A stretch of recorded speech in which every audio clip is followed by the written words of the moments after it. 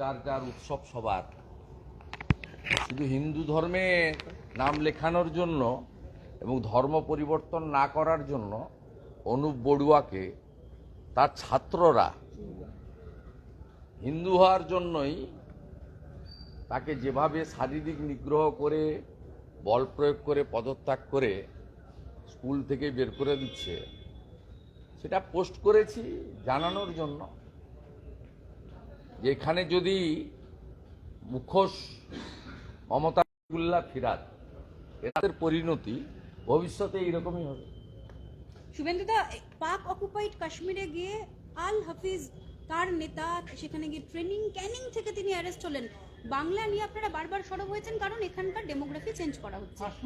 কাশ্মীরের জঙ্গি তিনি পাক অকুপাইড কাশ্মীরে গিয়ে ট্রেনিং নিলেন এবং সরাসরি আরে কথাটা তো অনেকদিন ধরে আমি বা আমরা বা অনেকেই বলছেন, মাঝে মাঝেই তো প্রমাণ হয়েছে। এবং এই কারণে একটা সময় পাঞ্জাব থেকে এই রাজ্যের পুলিশকে না জানিয়ে বাম আমলে এসে অপারেশন করে গেছে, হেলিকপ্টার করে এসে এই রাজ্যটাকে তো মুক্তাঞ্চলে পরিণত করেছে। কিছুটা সিপিএম আগের সময়, পরবর্তীকালে এরা, আপনি ভাবতে পারেন বঙ্গবন্ধু মুজিবুর রহমানের ফাঁসির দণ্ডাদেশ প্রাপ্ত দুজন আসামি একদিন নয় 15 বছর ধরে, একজন হাবড়াতে হোমিওপ্যাথিক চিকিৎসক হিসেবে, আরেকজন ডাক্তার আপনার ইংরেজির প্রফেসর হিসেবে মজিদ মাস্টার পারসার কাছে কাটিয়ে দিয়ে চলে গেলেন। তার মধ্যে হাবড়ার যিনি দণ্ডপ্রাপ্ত ফাঁসির আদেশ, তিনি মারাও গেছেন, তার ফাঁসির আদেশ কার্যকর করতে পারেনি। আর এই 2 বছর আগে, 3 বছর আগে 22 সালে আমাদের এনআইএ এবং ন্যাশনাল সিকিউরিটি তারা পারসার কাছ থেকে মাজেদ মাস্টারকে তুলে নিয়ে গিয়ে তার ফাঁসির দণ্ডাদেশ কার্যকর করেছে ঢাকাতে। এটা কতবার প্রমাণ হয়েছে। এই রাজ্যে যে সরকার আছে, এই সরকার ভোট ব্যাংকের জন্য, তুষ্টিকরণের জন্য, হাই অ্যাপেজমেন্ট পলিটিক্স করার জন্য এখানে জঙ্গিদেরকে মদত করছে এবং রাজ্যসভায় পাঠায় সিমিল লোককে। পিএফআইর প্যারেডে ফরাক্কা টিএমসির এমএলএ যোগদান করে। তার বাইরেও এবারের লোকসভা নির্বাচনে তৃণমূলের প্রার্থী তালিকায় এমন একজন ছিল যার সঙ্গে এই ধরনের গোষ্ঠীর সঙ্গে যোগাযোগ আছে এবং তাদের অর্গানাইজেশনে বাইরের থেকে টাকা আসে, সেসব প্রমাণও আমাদের কাছে আছে। হাফিজ সাইদের সাথে যোগাযোগ, ক্যানিং থেকে তিনি যোগাযোগ করলেন, তিনি ট্রেনিং নিলেন। রাজ্যের ইন্টেলিজেন্স কোথায় আমরা কোথায় বাসি করছি আইডি তৈরি হাফিজ সাইদ এবং তিনি ট্রেনিং যেখানে সেখানে এর উত্তর আপনারা সাহস আছে যদি মাঝে মাঝে যিনি উদয় হন নবান্নতে, তারকে জিজ্ঞেস করুন। তিনি তো পুলিশও মন্ত্রী, 13.5 বছর ধরে চালাচ্ছেন এই বাংলায়। 6-0 করলেন, বলছেন সব ভোটেই জিতছেন তিনি। যারা জেতাচ্ছেন তো লোক দেখতে পাচ্ছে। কিন্তু রাজ্যের নাম চলে আসা লস্করের সঙ্গে তাতে এই রাজ্যের কি আছে? এই রাজ্যের তাতে কোনো ক্ষতি হয়েছে নাকি? অনুশোচনা আছে না অনুতাপ আছে? মিথ্যা মামলা করতে ব্যস্ত। নন্দীগ্রামে একটি অরাজনৈতিক হত্যা, তাকে কেন্দ্র করে 39 জন ভারতীয় জনতা পার্টির নেতার নামে মিথ্যা মামলা করেছে। সে আমি প্রমাণ করে দেবো। গত সপ্তাহে মামলা করেছিল, হাইকোর্টে প্রমাণ হয়ে গেছে। আবার মিথ্যা মামলা করেছে 39। তার মধ্যে পঞ্চায়েত সমিতির চেয়ারম্যান আছেন, প্রধান আছেন, কর্মাধ্যক্ষ আছেন। সেই 2021-এর রাগ, হারের রাগ। আবার হারাবো 26 সালে। নন্দীগ্রামে তৃণমূলকে পেটালে আইসি বদল হচ্ছে, বিরোধীদের উপরে তো আক্রমণ হয়, সেক্ষেত্রে তো আইসি বদল না, এটা তো ওদের সন্তুষ্ট হয়ে সিপিএমও করেছে। সিপিএম নন্দীগ্রাম আন্দোলনের সময় 1.5 বছরে 7টা এসপি চেঞ্জ করেছে। গঞ্জে অনিল শ্রীনিবাস থেকে শেষ বাস্তব বৈদ্য, অশোক বিশ্বাস, অশোক দত্ত, এস পান্ডা, কোনো এক্সপেরিমেন্ট কাজ করেনি। বুদ্ধদেব বাবুর সেই সময় সিপিএমের ওই লোকাল লোকরা বলতো, জেলার লোকরা বলতো এসপিকে বদলে দেন, এভাবে হয় নাকি? মানুষ সঙ্গে না থাকলে পুলিশ বদল করে কি করবে না? শওকত মোল্লা আপনার নামে কোনো আইনি নোটিশ পাঠিয়েছেন কে? আপনার কাছে? শওকত মোল্লা আমি তো অপেক্ষা করছি, করলেই তো 21 সালে 5 মেন জাজের বেঞ্চ, জাস্টিস বিন্দালের বেঞ্চ, তারা ন্যাশনাল হিউম্যান রাইটস কমিশনকে পোস্ট পোল ভায়োলেন্সের তদন্ত করতে বলেছিল। তাতে যে 19 জন দাগি কুখ্যাত লোকের নাম ন্যাশনাল হিউম্যান রাইটস কমিশন জমা দিয়েছে, তার মধ্যে শওকত মোল্লা অন্যতম। আমি তো কাগজ দিয়ে বসে আছি, ওনার লাভ লেটার পেলেই তো আমি উত্তর দিয়ে দেবো। I am waiting for that letter, eagerly waiting. আপনার বিষয়ে মন্তব্যের জেরে অর্জুন সিং এর বাড়িতে আজকে পুলিশ। আপনার বিষয়ে মন্তব্যের জেরে বোঝা যাচ্ছে অর্জুন সিং সত্যি কথা বলেছে। আমি এতদিন এগুলো বলিনি, বোঝা যাচ্ছে পায়ে কাঁটা ফুটেছে মমতা ব্যানার্জি। এই চক্রান্তের সঙ্গে মমতা বন্দ্যোপাধ্যায়ের লোকজনও যুক্ত, শাসক দলের লোকজনও যুক্ত, সত্য গায়ে লেগেছে।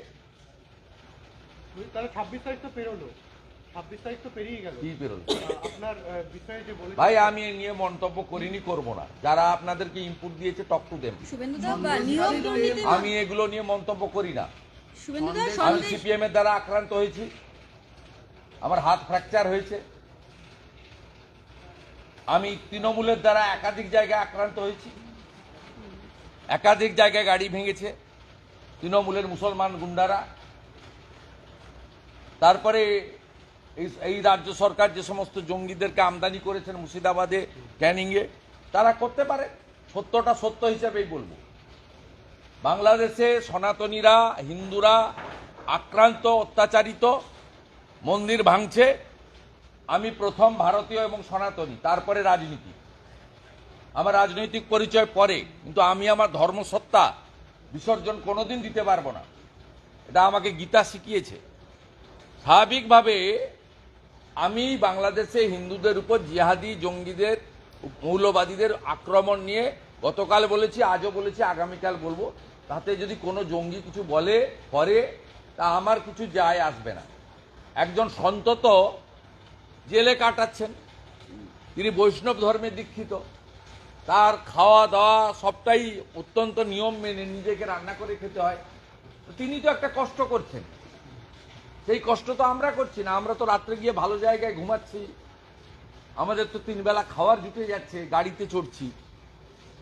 চিন্ময় কৃষ্ণ প্রভু যদি এই কষ্টটা করতে পারে, আমরা আপনারা পারবো কেন? শুভেন্দুদা বাংলাদেশের তো নারায়ণগঞ্জের, এগুলো ভয় নিয়ে কথা। বাংলাদেশের নারায়ণগঞ্জের একটা অভিষেক ব্যানার্জির নাম করে যে কোন? তোলাবাজির অভিযোগ উঠে এলো, ওই গোটা ফ্যামিলিটাই চোর, রঞ্জন দের নাম জড়ানো হচ্ছে। গোটা ফ্যামিলিটাই চোর। ফারাক্কাতে মুখ্যমন্ত্রী দাদা অজিত ব্যানার্জির নাম করে একজন টাকা তুলেছিল, এফআইআর করতে গেছিল, নেয়নি।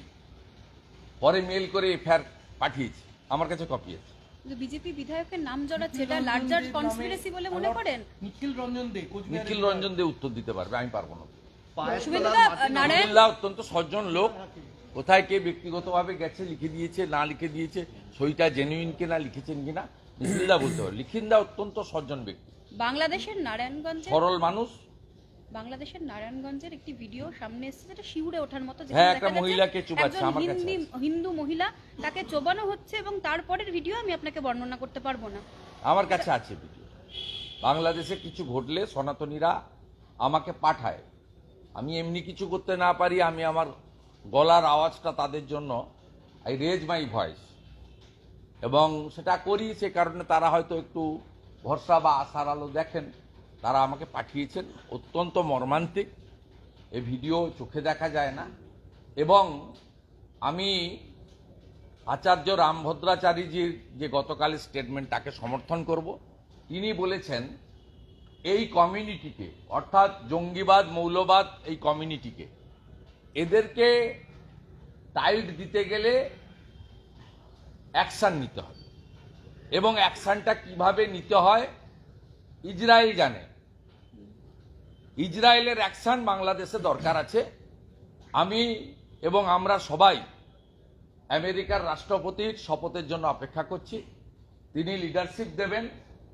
মানবতার পক্ষে যে দেশগুলো লড়াই করে জঙ্গিবাদ, মৌলবাদের পক্ষে, সেই সমস্ত দেশগুলো নিশ্চিতভাবে সম্মিলিতভাবে প্রয়াস নেবে। রাজনৈতিক বা কূটনৈতিকভাবে বাংলাদেশের এই বর্বর হিংস্র মৌলবাদ জঙ্গি র্যাডিক্যাল ফোর্সকে দমন করা যাবে না। দমন কিভাবে করতে হয়, রাম জন্মভূমি যার প্রধান সাক্ষ্যদানের মধ্য দিয়ে নির্মিত হয়েছে, আচার্য রামভদ্রাচার্যজি গতকাল যে স্টেটমেন্ট দিয়েছেন, একজন হিন্দু হিসেবে তাকে 200% সমর্থন করছি, সেই আশায় আছি। 71 সালে 15 মাস ধরে রাজাকার পাকিস্তানিরা অত্যাচার করেছে, 30 লক্ষ হিন্দু শহীদ হয়েছে, যার সিংহভাগ হিন্দু বাঙালি। একইভাবে 4-5 মাস অত্যাচার সহ্য করছেন, আর একটু হয়তো সহ্য করতে হবে, কিন্তু ফাইনালি জঙ্গিবাদ, মৌলবাদ এবং এই র্যাডিক্যাল গ্রুপ এরা নিকেশ হবে, এটা আমার বিশ্বাস। হরিণঘাটার তৃণমূল নেতা হরিণঘাটার তৃণমূল নেতা জাল নথি করে পাসপোর্ট করানোর জন্য আজকে তারকে গ্রেপ্তার করা হয়েছে। এই যে গ্রেপ্তার হচ্ছেন যারা নথি জাল করে, সেখানেও তৃণমূল নেতা। আপনার মুর্শিদাবাদে যে জঙ্গিকে আসাম ধরেছে, তার এপিক কার্ড আছে, 2 বার ভোট দিয়েছে। ওখানকার বিডিওকে অ্যারেস্ট করা উচিত, যিনি নামটা ভোটার লিস্টে তুলেছিলেন। তৃণমূলের লোকেরা তো যুক্ত, তৃণমূলের লোকেরা 9টা বর্ডার এলাকাতে এদের সঙ্গে যুক্ত, স্মাগলিংয়ের কাজে যুক্ত, বিরাট এলাকায় কাঁটাতারের জন্য জমি দিচ্ছে না। আমি আপনাদেরকে প্রেস করব সোমবার দিন, পাওয়ার পয়েন্ট প্রেজেন্টেশন দিয়ে কিভাবে কেন্দ্রীয় সরকারকে এবং বিএসএফকে এই রাজ্য সরকার অসহযোগিতা করছে। আমি আপনাদের একদম তথ্য দিয়ে আমি দেখিয়ে দেব, তার অপেক্ষায় আপনারা থাকুন। আমি সোমবার দিন দেখিয়ে দেব কি অবস্থা, শতছিদ্র আমাদের সীমান্ত, অবস্থাটা কি ভয়ঙ্কর, এটা দেখা উচিত।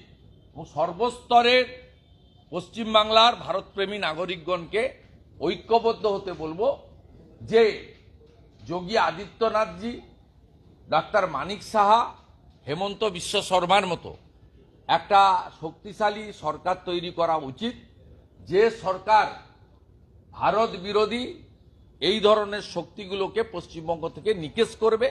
এবং পশ্চিমবঙ্গ আজকে গোটা ভারতবর্ষে জঙ্গি সাপ্লাই দেওয়ার যে হাব এবং লাইন হয়ে গেছে, এবং বাসন্তী এক্সপ্রেসওয়ে সহ বিস্তীর্ণ এলাকা যে আমাদের হাতের বাইরে চলে গেছে, এর সমস্যার সমাধান করা দরকার, দরকার। এই বাংলার জনগণকে ঐক্যবদ্ধ হতে আবেদন করব। তৃণমূলের পায়ের তলার মাটি নরম হচ্ছে বলে কি মুখ্যমন্ত্রী সন্দেশখালী যাচ্ছেন? কোনো লাভ হইব না। গত লোকসভা নির্বাচনে সন্দেশখালী থেকে আমরা 7,000 ভোটে এগিয়ে নিয়েছি। যে সন্দেশখালী থেকে 21-এর নির্বাচনে সুকুমার মাহাতো 70,000 ভোটে জিতেছিলেন, সেই সন্দেশখালী থেকে ভারতীয় জনতা পার্টি 7,000 লিড নিয়েছে। বসিরহাট আসন আমরা জিততে পারিনি, তার কারণ মুসলমান ভোট সেখানে প্রায় 60%-এর কাছাকাছি বসিরহাট লোকসভায়, এবং সেখানে বহু জায়গায় যেখানে হিন্দুরা সংখ্যালঘু, মিনাখা, বাদুড়িয়া, হাড়োয়া, বসিরহাট, সেখানে হিন্দুদের ভোট দিতে যেতে দেওয়া হয়নি, হয় না। কিন্তু সন্দেশখালী আমরা জিতেছি 7,000-এ।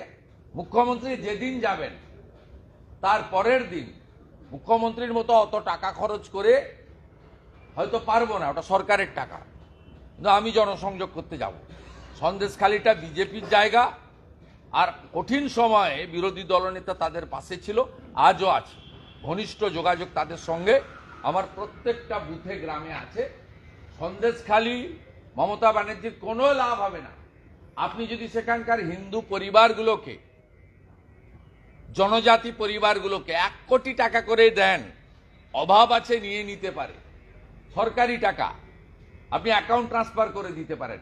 আপনি শুনে রাখুন মমতা ব্যানার্জি, সন্দেশখালীর কোনো হিন্দু, বিশেষ করে তফসিলিরা এবং জনজাতিরা, তারা আপনাকে ভোট দেবে না। আপনাকে ভোট দেবে পিঠা তৈরি করা শেখ শাহজাহান এবং তার কোম্পানি। আমরা 7,000 ভোটে এগিয়ে আছি, আগামী দিনে আরো বেশি ভোটে আমরা জিতব। এবং যে মামলা চলছে হাইকোর্টে রেখা পাত্রের, তাতে রেখা পাত্রের এমপি হওয়া শুধু সময়ের অপেক্ষা। থ্যাংক ইউ ভাই